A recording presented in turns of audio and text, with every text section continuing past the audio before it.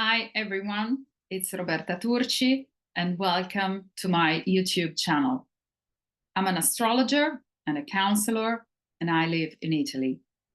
Italian is my mother tongue, but I've decided to make this video in English because some people who follow me ask me to do it so that they can share my content with their friends who don't understand Italian. So I hope it can help. Perhaps could be a good idea to share my work as much as possible. Please let me know if you are interested in it and leave your comments and questions below if you like. I deal mainly with ancestral astrology, imaginal psychogenealogy, family constellations, and transgenerational biodecoding. In this first video, I'm going to be talking about the connection between transgenerational themes, especially traumas, and astrology. I've been doing a lot of work in my own personal life over the last few years around this theme. It's been part of my personal journey to sort of look into what themes in my personal life might be connected to some of those themes in my family tree. And as astrology is a huge part of my life, I try to use astrology in conjunction with psychogenealogy. You know, some people have individual traumas in their life, but sometimes there are generational traumas that affect people.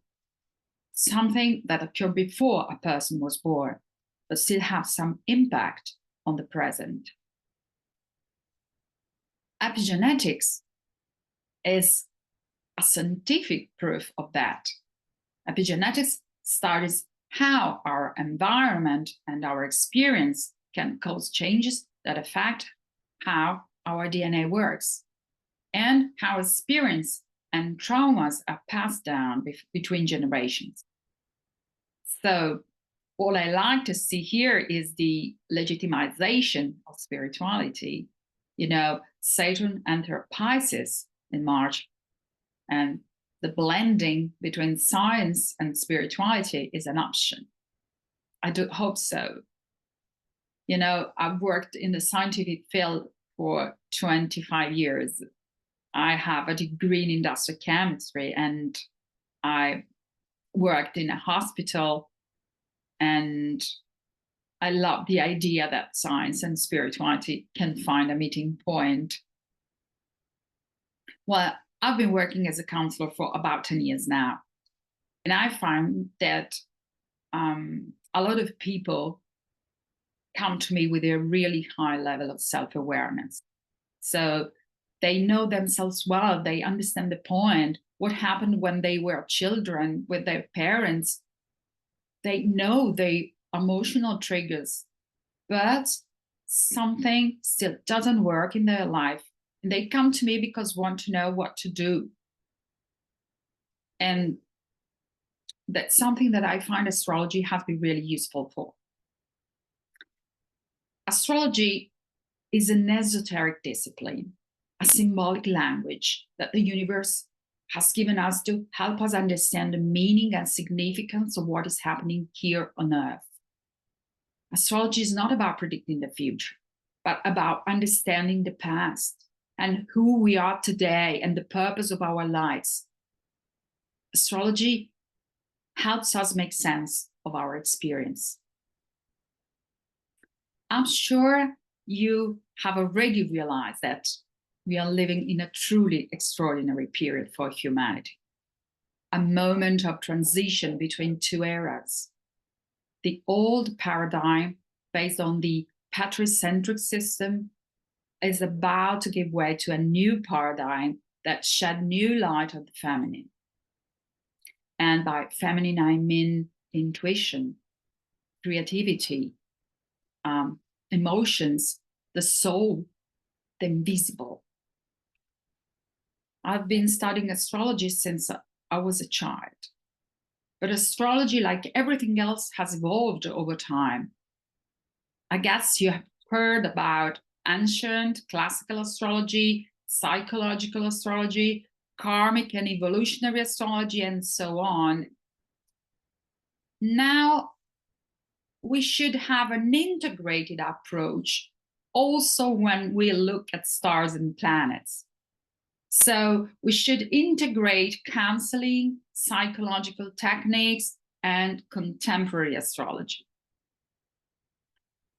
First of all, we cannot separate astrology from mythology. It's certainly no coincidence that the celestial bodies are named after mythological gods. When a new planet or asteroid or any other object in the sky is discovered and named, that name is not given by chance. Or at least the scientists or whoever gives that name surely ignore that, but the name is given by synchronicity. What does it mean? It means that this is the moment when the corresponding archetype is ready to enter the collective consciousness. James Hillman, the famous psychologist, author of The Soul's Code, the father of archetypal or imaginal psychology, said, "We can only do in time what the gods do in eternity." He suggests for a reconnection with what is invisible within us, our diamond, or soul, or acorn. According to his acorn theory of the soul, we hold the potential for our unique possibilities inside ourselves already. Immortal mythical gods live inside of us. Our life is a myth indeed. And as we can see the myth we are living, then the healing process begins. But be careful, because it's not enough. We can understand which gods, which archetypes are most active in our life, but that is not enough to change the course of events. We have to know how to speak to these gods, and we have to love them and be grateful to them.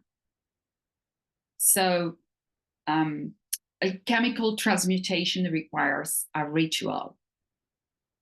That's why I merge ancestral astrology with imaginal psychogenealogy and family constellations.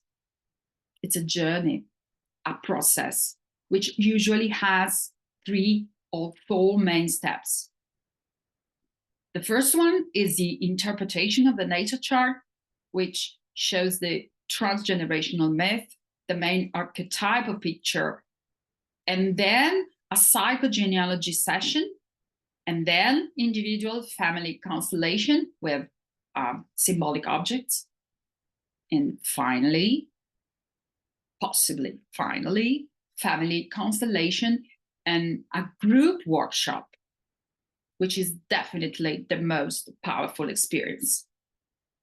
But all these steps are significant, and there may be more steps, more individual or group sessions in the course of time.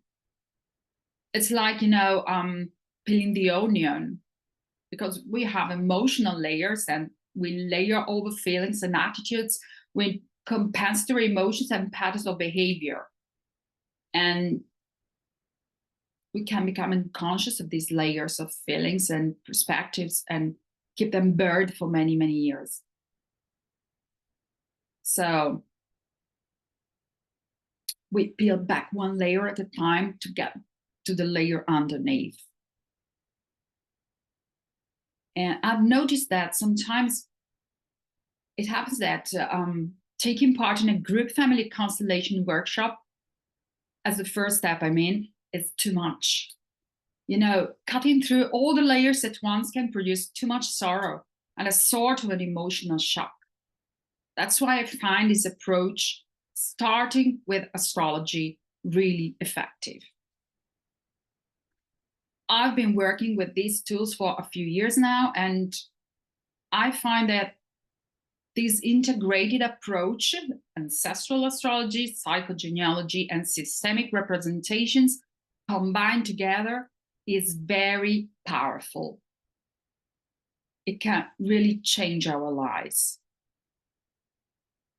So in this extraordinary time of great transformation for all humanity, astrology can be really of great help in identifying the most powerful images that are buried deep within our psyche. It's definitely time to go deep within ourselves. Oh, if you don't know what family constellations are, you can find the link to the official Hellinger website below in the description. Bert Hellinger is the founder of family constellations. He began his research on this representative phenomenon in 1978 and discovered the basic orders of life, which he called orders of love. So, what about astropsychogenealogy? The premise is that we come into the world called by our family tree. We come because our ancestors call for us. We said that there is a mythical picture, there is a familiar myth we put on the scene by living. And that myth is written in our birth chart, which is a mandala, a sacred image. The astrological symbols are the gods, and they are also the ancestors and psychic forces acting inside of us, mostly at an unconscious level.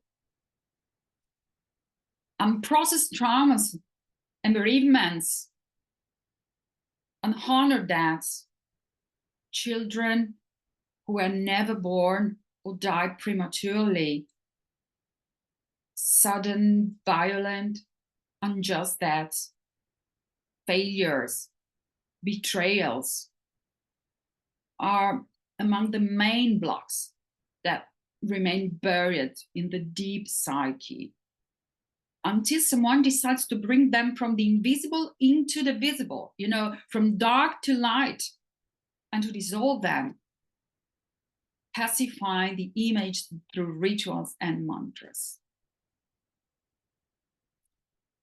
In the birth chart, we can also see the symbolic representation of unconscious desires and expectations of our parents. Sun and ascendant together tell us of these desires and expectations. From that image, we can start and activate the path of redemption and healing, where healing means acceptance. It's like do your best and surrender the rest. It's my favorite mantra. Surrender, go with, not against. Do you know Eckhart Tolle? If you don't, I suggest you should search for him and his books. He says, whatever the present moment contains, accept it as if you had chosen it. Actually, we have chosen our destiny. So when we can see that myth, we step out of the role of victim, which belongs to the ego, and feel that we are all subject to the universal laws, to which we can only bow with love and gratitude. And so we discover that no one is to blame and there are no causes, but we are all playing our part to achieve a goal, which belongs to the soul, and that all souls are connected. I'm more and more convinced that the world can be changed just this way, from within, with a journey into one's realm of hates. Our personal myth, our familiar myth, belongs to the history of the entire mankind. So when I honor my myth and I look into the dragon's eyes and I bow in front of him with gratitude, I not only heal myself and my own family, but also contribute to the healing of all, since we are all connected. It's like communicating vessels, you know? If I pour purified water from a personal unconscious into collective unconscious, I can cleanse the ocean. So one drop at a time, but finally the ocean is cleansed. I find that this is a marvelous image, isn't it? It's not my own business, and it's not your own business. We are all responsible for the future of the entire humanity. This is the age of Aquarius, the future we are heading towards. Well, if you're interested in this approach, maybe you would like to see how I work and how ancestral astrology works and can help us, please leave a comment below. Or if you prefer, send me an email. You can find my email address below. And I'll be glad to prepare other videos, maybe with examples and cases also. Thank you so much for listening. Bye for now.